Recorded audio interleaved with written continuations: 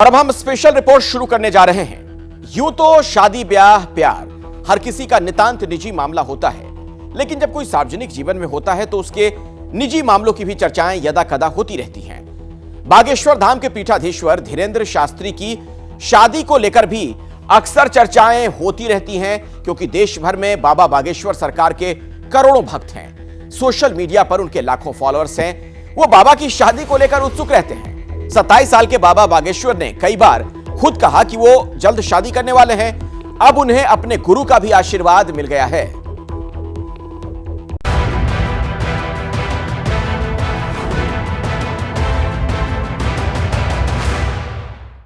यदि वो हमारे लायक हो तो, नहीं तो उससे कोई और अच्छी हो तो उसे, लेकिन जो माता जी और पिताजी को खुश रख सके, मुझे बस वो चाहिए। गंज वाली को का हुई है फिर? जो आप चाहें गुरुदेव। नहीं, वो जो वचन दिया वो निभाना पड़ेगा, गीता वाला। बोलो गुरुदेव, कोई शब्द नहीं है। वही ना करवा दें, बिल्कुल जैसा आप चाहें। मतलब लड्डू का फूट रहा है। भारी खुशी है।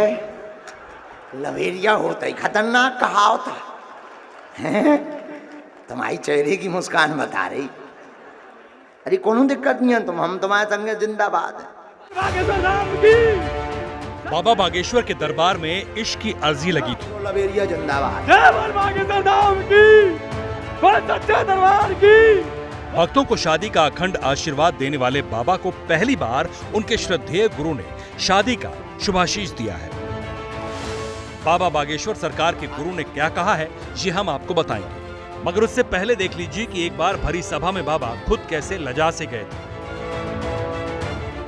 YouTube पे आपका देख रही थी दिल से, तो मैं सोच रही थी मैं छतरपुर आपसे मिलने जाऊंगी। वाह, कितने दिनों से जुड़े हैं? 1 महीना हुआ होगा मेरे को। बाकी मेरे को आपसे बहुत ज्यादा हाँ है लगन तुमसे। ऐसा कोई पहली बार नहीं था जब बाबा के सामने ऐसी बात हुई है।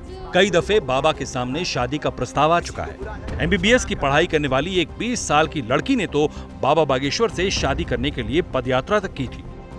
शिवरंजनी नाम की लड़की गंगोत्री से लेकर छतरपुर तक कलश यात्रा निकाल चुकी है। हर कोई कहता है कि मैंने ये कलश यात्रा इसलिए की है क्योंकि मैं मनचाहा वर पाने की कोशिश कर रही हूँ। जो महाराज श्री है, अंतर्यामी है, प्राणनाथ है, करुणानिधान है, हर किसी के मन की बात पहचान लेते हैं। तो मैं सभी को कहूंगी कि आप 16 जून तक का वेट कीजिए। 16 जून को हम सभी लोग महाराष्ट्र के साथ में लाइव होंगे, तो वहाँ से वो खुद ही मेरे मन की बात पढ़ के बता देंगे कि मैंने ये यात्रा क्यों निकाली है। बाबा बागेश्वर से अक्सर शादी के सवाल पूछे जाते हैं। कई दफा महिला कथावाचक के साथ भी उनका नाम जुड़ा, लेकिन बाबा ने उसे साफ तौर पर खारिज कर दिया। हालांकि उन्होंने कहा था कि जल्द वो शादी करेंगे। तुम लोग मानोगे ही नहीं हमको घोड़ी पे चढ़ाए बिना। बहुत जल्दी होगी और आप अपना सूट तैयार रखिए। रोज हमारी शादी करवा दे। अब बे होते पोस्ट डाले, टेंशन हमें बढ़ जाए। इस चक्कर में हमारा ब्याह और ना हुई है। ये तो बड़ी मजाक की बात है। बात ये है विनोद की, जिसको दूल्हा बनना है उसे ही पता ही नहीं है। अब की बार बाबा बागेश्वर सरकार के गुरु जगत गुरु रामभद्राचार्य ने भी उन्हें शादी करने के लिए कह दिया है। ABP न्यूज से खास बातचीत के दौरान जगत गुरु रामभद्राचार्य ने क्या कहा, वो सुनिए। बाबा बागेश्वर आपके भक्त हैं, वो आपके शिष्य हैं, वो आपका गुणगान करते रहते हैं और एक बड़ी युवा पीढ़ी है जो उनका गुणगान करती है। आपने कुछ उनसे कहा कि उनके जीवन में उनका लक्ष्य क्या होना चाहिए? मैंने तो कहा कि विवाह कर लो। हाँ, ये विवाह वाली बात की बड़ी चर्चा है कि विवाह के लिए लोग परेशान हैं, रिश्ते आ रहे हैं उनके लिए गुरुजी। तो उन्होंने क्या कहा आपसे, आश्वासन दिया कि करेंगे विवाह? वो कहते हैं गुरुजी आप जैसा कहेंगे हम उसे करेंगे। तो फिर तो विवाह हो जाएगा गुरुदेव। फिर तो अब जो हमारा मन होगा देखेंगे। बाबा को अब गुरु का शादी वाला आशीर्वाद भी मिल चुका है। आपको बता दें कि धीरेंद्र कृष्ण शास्त्री अभी 27 बरस के हैं। देश के चर्चित कथावाचक हैं। MP के छतरपुर में आश्रम है। बालाजी हनुमान के वो परम भक्त हैं जिनके देश भर में अनन्य श्रद्धालु हैं, जो अक्सर विवादों में भी रहते हैं। देखिए, विवादों में रहने वाले बाबा बागेश्वर पर कभी चमत्कारी दावों से लोगों को गुमराह करने का आरोप लगता है, कभी राम कथा के नाम पर भूत प्रेत का दरबार लगाने का इल्जाम भी लगता है, और कभी साईं भगवान को लेकर विवादित बयान देते हैं, तो कभी हिंदू राष्ट्र की वजहों से सुर्खियों में रहते हैं। आजकल बाबा को लेकर इसलिए भी खूब बातें हो रही हैं क्योंकि बीजेपी के करीब करीब से दिखने वाले बाबा बागेश्वर का मन जरा आजकल बदलने सा लगा है। हम तो हिंदू हैं, हिंदू कहाएंगे, राम चरणों में बलि बलि जाएंगे। मर जाएंगे पर अपने धर्म के अलावा किसी जगह नहीं झुकेंगे, नहीं झुकेंगे, नहीं झुकेंगे। आरंभ है प्रचंड, बोले मस्तकों के झुंड, आज जंग की घड़ी की तुम गुहार दो। सनातन ये हिंदू अपनी एकता मत छोड़ो। आरंभ है प्रचंड। भारत हिंदू राष्ट्र था, है और फिर से घोषित होकर रहेगा। खुद भी जागो, दूसरों को भी जगाओ। पता नहीं किस रूप में आकर नारायण मिल जाए। सनातन के नए नवेले धर्म ध्वजावाहक, जिनके विचार हार्ड हिंदुत्व की धुरी के इर्द गिर्द घूमते रहते हैं, जो हिंदुस्तान को हिंदू राष्ट्र बनाने की पैरोकारी डंके की चोट पर। जहाँ लोग कहते भगवान नहीं होते, शक्तियां नहीं होती, उनके मुंह पर तमाचा मारने वालों में से, जो 7 समंदर पार जाकर भी सनातनी एकता की तरफदारी करते हैं। और एक और आज हम प्रार्थना करेंगे कथा में, और तुमसे प्रण लेकर के जाएंगे, मर जाना पर सनातनी हिंदू हो, अपनी एकता मत छोड़ना। तुम्हारा एक होना बहुत जरूरी है। खुद भी जागो, दूसरों को भी जगाओ। अपने भारतीयता को और भारतीय संस्कृति को, जिन सनातन को बचाने के लिए तुम्हारे पूर्वजों ने अपने प्राण दे दिए, तुम अपनी आंखों के सामने उनको खस्ता हाल मत होने देना, हमारी प्रार्थना। बहुत हो गई बातें। कथा से सनातन धर्म नहीं बचना है, सनातनी हिंदू एकता से सनातन धर्म बचना है। वो बाबा बागेश्वर सरकार जो हिंदू हिंदू करते करते मर्यादा की लकीरों को भी लांघ जाती है, जो विवादों को विस्तार देने के लिए विख्यात है। किसी स्त्री की शादी हो गई हो तो उसकी 2 पहचान होती, मांग का सिंदूर, गले में मंगलसूत्र। अच्छा, मान लो मांग का सिंदूर ना भरा हो, गले में मंगलसूत्र ना हो, तो हम लोग क्या समझते हैं? भाई ये प्लाट अभी खाली। और मांग का सिंदूर भर गया हो, गले में मंगलसूत्र लटक गया हो, तो हम लोग दूर से ही देखकर समझ जाते कि रजस्टी हो चुकी।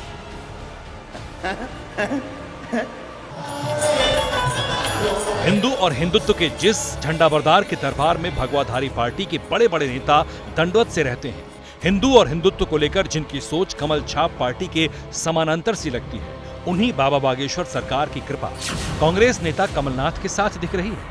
बाबा धीरेन्द्र कृष्ण शास्त्री कमलनाथ के कर्म क्षेत्र में प्रवचन करने जा रहे हैं। छिंदवाड़ा के समस्त बागेश्वर धाम के पागलों को बड़ी प्रसन्नता का संदेश है कि हम 5, 6 एवं 7 तारीख में तक श्री जामसावली सरकार की कृपा से सिमरिया के श्री हनुमान जी महाराज के चरणों की दया से उनको कथा सुनाने के लिए समस्त छिंदवाड़ा के पागलों के लिए हम आ रहे हैं। छिंदवाड़ा मतलब कमलनाथ का वो किला जो सियासी तौर पर कांग्रेस के लिए बेहद अहम है। वहां पर आक्रामक हिंदुत्व की बात करने वाले बाबा धीरेन्द्र शास्त्री के स्वागत के लिए कमलनाथ करबद्ध खड़े हैं। 5 अगस्त से 7 अगस्त तक 3 दिनों तक बाबा बागेश्वर की रामकथा चलेगी। कथा के लिए 15 एकड़ जमीन पर पंडाल बनाया गया है। कथा स्थल पर वाटरप्रूफ पंडाल लगाया गया है, जिससे बारिश में भक्तों को कोई परेशानी न हो। सिमरिया में होने वाली रामकथा में लाखों लोगों के आने की संभावना है। यही वजह है कि ट्रैफिक व्यवस्था बदल दी गई है। पूर्व मुख्यमंत्री कमलनाथ ने नर्मदा पूजन के साथ इसकी शुरुआत कर दी। सिमरिया में बाबा बागेश्वर की रामकथा से पहले कलश यात्रा के लिए कमलनाथ ने नर्मदा जल की पूजा की।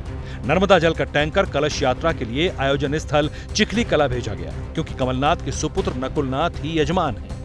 बागेश्वर धाम के बड़े ही प्रिय लाडले श्री कमलनाथ जी के सुपुत्र नकुल जी उस कथा के प्रमुख यजमान हैं, जो सिमरिया वाले श्री हनुमान जी के कृपा पात्र हैं, जामसावली वाले हनुमान जी के कृपा पात्र हैं। ऐसे श्री हनुमान जी महाराज को हम कथा सुनाने के लिए सिमरिया आ रहे हैं। जिस तरह से कांग्रेस के कमलनाथ घोर हिंदुत्ववादी हनुमान भक्त बाबा बागेश्वर सरकार के रामकथा की तैयारी में जुटे हैं, जिस तरह बाबा बागेश्वर कांग्रेस नेता के न्योते पर प्रवचन करने वाले हैं, उससे कई सवाल खड़े हो रहे हैं। सवाल ये कि क्या बाबा बागेश्वर सरकार का हृदय परिवर्तन हुआ है? क्या धीरेन्द्र कृष्ण शास्त्री कांग्रेस के करीब जा रहे हैं?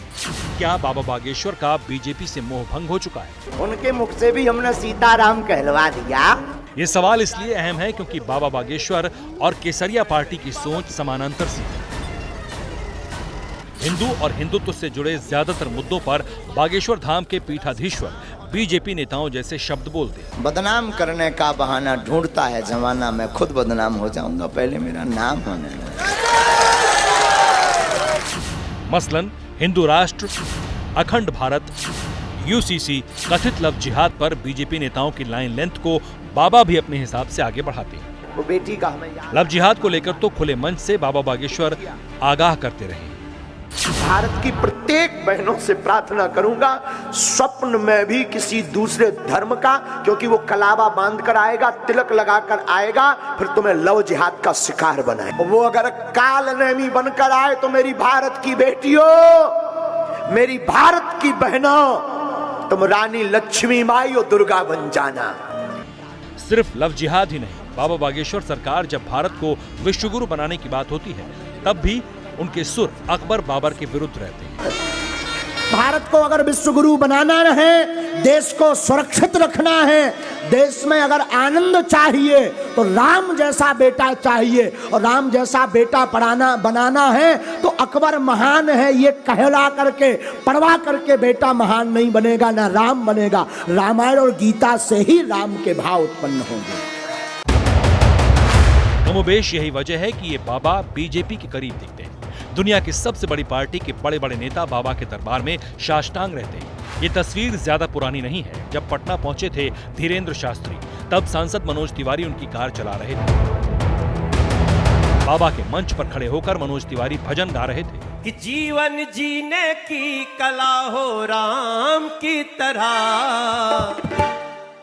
भक्ति दिल में बसाए लो हनुमान की तरह। बाबा के दरबार में केंद्रीय मंत्री थे, पूर्व केंद्रीय मंत्री थे, सांसद थे, बिहार बीजेपी के अध्यक्ष थे, विधायक थे, बीजेपी नेताओं की पूरी फौज थी। जो बाबा बिहार में बीजेपी नेताओं को अखंड आशीर्वाद दे रहे थे, उन्हीं बाबा का हिंदुस्तान के हृदय स्थली में हृदय परिवर्तन सा दिख रहा है। हालांकि बाबा कहते रहे हैं कि उनके लिए सारे नेता एक जैसे हैं। जो सनातन का कार्य करेगा उसके साथ हमें पार्टी से लेना देना नहीं, हमारी खुद की पार्टी है। राहुल गांधी भी बहुत अच्छे हैं, पता नहीं अपना जाने, वो अपना कर रहे हैं, मोदी जी अपना कर रहे हैं, सबके लिए साधुवाद, और पीठ पति के नाते सबको बहुत आशीर्वाद। बाबा जो भी कहें, लेकिन ये सच है कि बीजेपी के नेता उनके करीब रहे हैं। मगर इस बार धीरेन्द्र शास्त्री कांग्रेस वाले कमलनाथ पर कृपा बरसा रहे हैं। हालांकि कमलनाथ पहले भी बाबा बागेश्वर सरकार के दरबार में हाजिरी लगा चुके हैं। इस बार उन्होंने छिंदवाड़ा में बागेश्वर बाबा का दरबार लगवाया है तो बीजेपी उखड़ गई है। कि कांग्रेस के जितने लोग हैं ये इच्छाधारी हिंदू हैं। ये कथा की बात, मंदिर जाने की बात, इनको सिर्फ चुनाव में ही याद आती है। चुनाव समाप्त, इनके मंदिर समाप्त हो जाते हैं। अच्छा बताइए, अभी पिछले 4 साल में इनने कथा क्यों नहीं कराई थी? अभी क्यों करा रहे? अब जैसे हम कथा दतिया में करा रहे हैं, बरसों से करा रहे हैं, लगातार करा रहे हैं पार्थिव शिवलिंग का कार्यक्रम, आपको अभी याद क्यों आई? असल में जिस छिंदवाड़ा में कमलनाथ पिछले 25 बरस से खूंटा गाड़ कर खड़े हैं, मोदी की सुनामी भी जहां कांग्रेस के दिग्गज को हिला नहीं सकी, वहां पर कमलनाथ को उस बाबा बागेश्वर की कृपा की जरूरत क्यों पड़ी, जो कट्टर हिंदुत्व के समर्थक हैं? असल में इसकी 2 वजहें हैं। पहला ये कि कांग्रेस और कमलनाथ सॉफ्ट हिंदुत्व के हथियार से विधानसभा चुनाव लड़ने की तैयारी में है। दूसरा ये कि बाबा बागेश्वर सरकार का अच्छा खासा प्रभाव है, जिसका फायदा चुनाव में हो सकता है। कमलनाथ का मध्य प्रदेश में सॉफ्ट हिंदुत्व वाला प्रयोग 2018 में सफल रहा था। सूबे में कांग्रेस की सत्ता में वापसी हुई थी। बुंदेलखंड अंचल में विधानसभा की 26 सीटें हैं। 2013 में यहां बीजेपी को 20 और कांग्रेस को 6 सीटें मिली थी। 2018 में बीजेपी की सीटें घटकर 14 हो गईं और कांग्रेस की सीटें बढ़कर 10। 2018 में कांग्रेस जिस सॉफ्ट हिंदुत्व के रास्ते पर चली उसका असर दिखा। इतना ही नहीं, छिंदवाड़ा में भी उन्होंने हिंदू और हिंदुत्व का पाठ विस्तार से पढ़ा और कांग्रेसियों से पढ़वाया भी। छिंदवाड़ा के सिमरिया में 101 फीट ऊंची भगवान हनुमान की प्रतिमा का निर्माण करवाया। राम मंदिर निर्माण के लिए चांदी की 11 ईंटें भेजी। एमपी कांग्रेस में पहली बार मंदिर पुजारी प्रकोष्ठ बनाया। एमपी कांग्रेस में धर्म और उत्सव प्रकोष्ठ भी बनाया गया है। और अब बाबा के शरण में शरणागत है तो कट्टर हिंदुत्व की बात करते हैं। हमारे आदरणीय प्रदीप मिश्रा जी हुए, उनका कार्यक्रम भी बना है। उन्होंने बनाया। अगर वो प्रोग्राम बनाते हैं, अगर मेरा क्षेत्र है, मैं उनका स्वागत करता हूँ। मैं ये नहीं समझा, हम अगर एक धर्म, हम मंदिर जाते हैं, हम धार्मिक कार्यक्रम करते हैं। मैंने हनुमान मंदिर छिंदवाड़ा में बनाया, इनके पेट में दर्द होने लग जाता है। मंदिरों में भीड़, सड़कों पर तूफान चाहिए। ये जानते हुए भी कि बाबा बागेश्वर सरकार विवादों की बादशाह है, कमलनाथ उनके सामने दंडवत है, तो इसकी बड़ी वजह यह है कि बाबा बागेश्वर सरकार का ऐसा आभामंडल है जो लाखों लोगों को प्रभावित करता है। विवादित बोल के बावजूद उनके दरबार में बड़ी तादाद में लोग पहुंचते हैं। हमारे धर्म के शंकराचार्य जी ने साईं बाबा को देवताओं का स्थान नहीं दिया है, और शंकराचार्य की बात मानना प्रत्येक सनातनी का धर्म है, क्योंकि वो अपने धर्म के प्रधानमंत्री हैं। और कोई भी संत, चाहे हमारे धर्म पंथ के हों, धर्म के हों, चाहे वो गोस्वामी तुलसीदास जी हों या सूरदास जी, संत हैं, महापुरुष हैं, युग पुरुष हैं, कल्प पुरुष हैं, लेकिन भगवान नहीं है। तो अपनी निजी आस्थाओं पर हम बोलने, आप लोगों की अपनी अपनी निजी आस्थाएं, किसी की आस्था को हम ठेस नहीं पहुंचा सकते। और इतना कह सकते, साईं बाबा संत हो सकते हैं, फकीर हो सकते हैं, भगवान नहीं हो सकते। लेकिन दूसरी सच्चाई ये भी है कि धीरेन्द्र शास्त्री उर्फ बागेश्वर सरकार का भी सियासी रसूख कम नहीं। उनके दरबार में सभी दलों के राजनेता हाजिरी लगाते रहे। एक रिपोर्ट के मुताबिक बागेश्वर धाम में रोजाना 3.5 से 4.5 लाख भक्त आते हैं। मंगलवार को इनकी संख्या 6 से 7 लाख के आसपास रहती है। सोशल मीडिया पर बाबा बागेश्वर सरकार के अच्छे खासे फॉलोअर्स हैं। यूट्यूब पर भक्तों का आंकड़ा 60 लाख है, फेसबुक पर 53 लाख है, इंस्टा पर 8 लाख है। छतरपुर और बुंदेलखंड के इलाके में बागेश्वर बाबा की सियासी पकड़ है। यही वजह है कि मध्य प्रदेश में चुनावी घंटी बजने से पहले ही तमाम पार्टियों के नेता उनकी परिक्रमा करने में जुट गए। धीरेन्द्र कृष्ण शास्त्री भी ये अच्छी तरह समझते हैं, जानते हैं, नब्ज को पकड़ चुके हैं। यही वजह है कि विवादों के बावजूद तमाम पार्टियों में उनकी पूछ बढ़ गई। सियासत में बाबाओं की पूछ कोई नई बात नहीं। मध्य प्रदेश में ही कभी कंप्यूटर बाबा सत्ता के करीब हुआ करते थे, राज्य मंत्री का दर्जा तक दिया गया था। अब सेंटर में बाबा बागेश्वर सरकार है। एमपी में चुनाव आने वाला है, ऐसे में और क्या क्या होता है, इसका इंतजार कीजिए। पत्रकारिता कोई इमोशन नहीं है, ना अपना कोई ज्ञान देना है और ना कोई विचार थोपना है। पत्रकारिता क्या है? पत्रकारिता का मतलब है सही जानकारी इकट्ठा करना और तथ्य बताना। पत्रकारिता आज जितने महत्वपूर्ण दौर में है, शायद पहले नहीं थी। इस दौर से निकलने के लिए सिर्फ सच दिखाने की जरूरत है, वो सच जो आपके हित को आगे रखे। इसलिए अब रात 9 बजे प्राइम टाइम नहीं होगा, ये आपका टाइम है। जगविंदर पटियाल के साथ देखिए पब्लिक इंटरेस्ट 17 जुलाई से सोमवार से शुक्रवार रात 9 बजे सिर्फ एबीपी न्यूज पर। एबीपी न्यूज आपको रखे आगे।